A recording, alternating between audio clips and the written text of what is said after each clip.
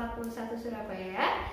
Kembali dalam rangka memperingati Hari Perempuan Nasional dengan tema Perjuangan Pendidikan Perempuan Masa Kini.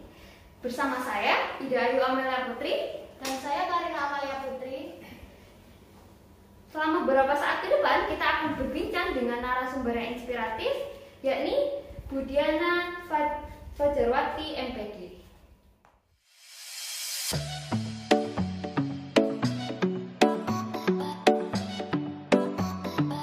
Halo Ibu, apa kabar? Alhamdulillah baik, Mbak. Senang sekali ya Bu, hari ini kita bisa bertemu dalam Sifatsa atau siaran SMP Negeri 41 Surabaya dengan keadaan sehat. Nah, pada hari ini Sifatsa hadir dalam rangka memperingati Hari Perempuan Nasional dengan tema Pejuang Pendidikan Perempuan Masa Kini. Kalau menurut pendapat Ibu Diana sendiri, pejuang pendidikan masa kini itu yang bagaimana sih, Bu? Pejuang pendidikan masa kini ya, berarti guru masa kini dong. Kalau menurut saya, guru masa kini itu guru yang menjadi idola siswa. Idola yang bagaimana maksudnya? Idola yang dibutuhkan oleh anak-anak milenial sekarang ini. Jadi guru harus mau berubah dan harus mau mengikuti perkembangan sesuai dengan yang dibutuhkan oleh siswa-siswa sekarang ini. Misalnya mampu dalam menerapkan teknologi dalam mengajar sehingga pembelajaran menjadi lebih menarik. Dan yang dibutuhkan siswa sekarang ini, anak milenial ini apa sih? Nah, itu yang harus kita gali dan kita sharing kepada anak-anak seperti itu. Seperti itu ya, berarti harus menjadi guru yang bisa semenarik mungkin gaul ya gitu ya Bu ya? Ya, meskipun kita guru gaul tetap mengikuti norma-norma yang ada. Sebagai guru dan sebagai siswa harus ada batasan-batasannya. Tetapi yang kita ajarkan itu pembelajaran yang menarik sehingga anak-anak itu merasa memang pembelajaran itu dibutuhkan di era sekarang ini. Begitu. Oke, kita lanjut ke pertanyaan selanjutnya ya Bu. Tantangan yang dihadapi dalam menyampaikan pendidikan, terutama pada masa pandemi saat itu apa sih Bu? Ya, memang di masa pandemi sekarang ini sudah 2 tahun anak-anak. 2 tahun ini belajar kita ini kan tidak bisa tatap muka. Separuh belajar dari rumah, ada yang di sekolah. Nah, kendalanya tentunya kalau dari rumah itu butuh perlengkapan, butuh gadget, butuh internet yang stabil. Dan yang pasti kalau di rumah itu butuh disiplinnya anak-anak. Nah, gurunya sudah mengajak menunggu anak-anak untuk belajar bersama, anaknya masih tidur di rumah. Nah, mungkin itu tantangannya. Sehingga bagaimana supaya anak-anak ini bisa termotivasi meskipun pandemi, tetap semangat belajar. Gitu, oke Bu. Nah, motivasi yang membuat Bu Diana selalu semangat dalam menyampaikan pendidikan itu apa sih Bu?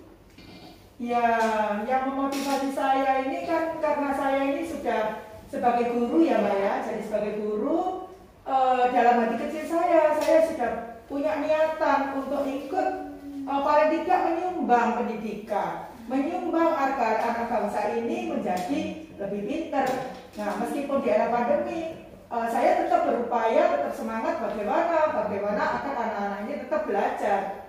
Begitu. Jadi motivasi karena saya merasa saya sebagai guru, panggilan jiwa. Begitu, Mbak. Oke.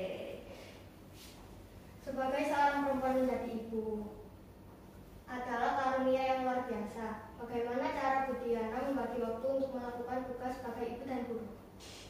Ya, memang itu dilema. Saya sebagai ibu, apalagi sekolah saya jaraknya lumayan dari rumah. Sebagai ibu saya harus membagi waktu antara pekerjaan dan di rumah. Nah, belum nanti kalau Bu Diana harus berangkat pagi-pagi. Nah, sebelum berangkat sebagai ibu saya juga harus mempersiapkan sarapan di rumah, harus mempersiapkan kopi untuk suami. Nah, itu tetap saya lakukan. Ya, saya harus bisa membagi waktu. Bagaimana caranya agar pekerjaan tetap berjalan, di rumah juga oke, gitu. Oke, berarti menjadi ibu sekaligus menjadi guru itu bukanlah sesuatu yang mudah ya Bu ya? Ya, kadang di sela-sela pekerjaan yang begitu banyak, kadang-kadang repot juga Mbak. Belum nanti kalau pada waktu malam Bu Diana harus memasukkan nilai dan sebagainya, sambil menunggu anak saya belajar di sebelah saya. Memang itu sudah kewajiban, harus seimbang dan harus sejalan. Ya, kira-kira ya, kenangan apa sih yang nggak bisa dilupain sama Bu Diana saat mengajar di sekolah ini? Kenangan saya apa ya Mbak? Sebagai guru, kenangan saya selama saya ngajar di sini, itu kalau saya tahu anak didik saya itu berhasil. Jadi kalau misalnya mereka kesini lagi 3 tahun atau 6 tahun setelah dia lulus SMA atau setelah dia lulus kuliah kesini lagi, kemudian dia sudah berhasil bekerja atau berhasil masuk di sekolah yang lebih bagus, itu saya merasa bangga sekali bahwa saya merasa alhamdulillah ilmu yang saya berikan kepada anak-anak saya itu tidak sia-sia begitu. Oke. Sebagai seorang perempuan, bagaimana sih tips menjaga diri kita sendiri, Bu?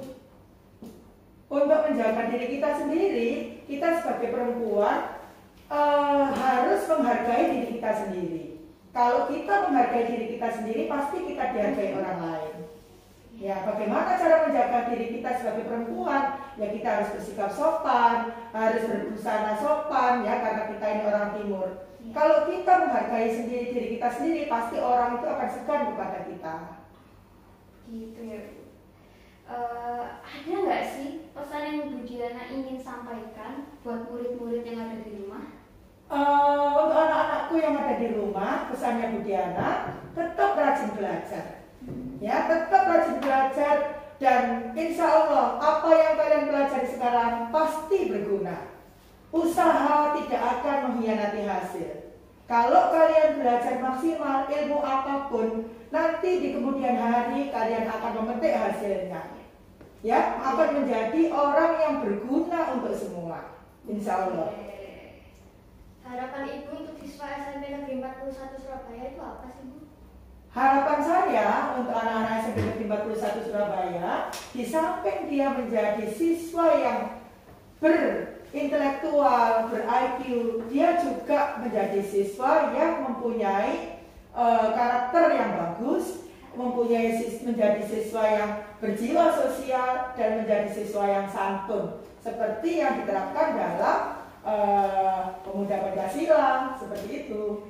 Oh begitu. Dan pesan apa sih yang Ibu Diana dapatkan dari sekolah ini? Pesan apa kesan? Pesan dan kesan. Iya.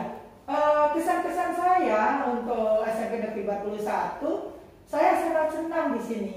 Anak-anaknya itu sangat sopan, bapak ibu gurunya juga sangat baik hubungannya dengan dengan lingkungan dan sebagainya, dengan anak-anak. Kemudian pesan saya tetap mempertahankan kondusif pembelajaran atau di sekolah, atau juga ayo kita tingkatkan prestasi, belajar dan belajar, sehingga kalian pasti akan berhasil di suatu hari nanti. Ya. Anak-anak, seperti itu pesannya Bu Diana. Jadi saya butuh opini Ibu nih. Nah, kan banyak yang bilang tuh perempuan tuh nggak usah belajar tinggi-tinggi, nanti akhirnya juga di dapur. Nah, bagaimana menurut Ibu tentang pertanyaan seperti itu? Kalau menurut saya di era milenial ini, perempuan itu sudah sejalan Mbak dengan laki-laki. Perempuan juga bisa jadi pemimpin. Kalau kita mau maju, jangan kita hanya berkutat di dapur. Ya, mungkin di dapur sebagai bos catering boleh. Nah, sehingga kalau kita harus ada emansipasi dengan laki-laki, kita juga harus belajar sama dengan mereka.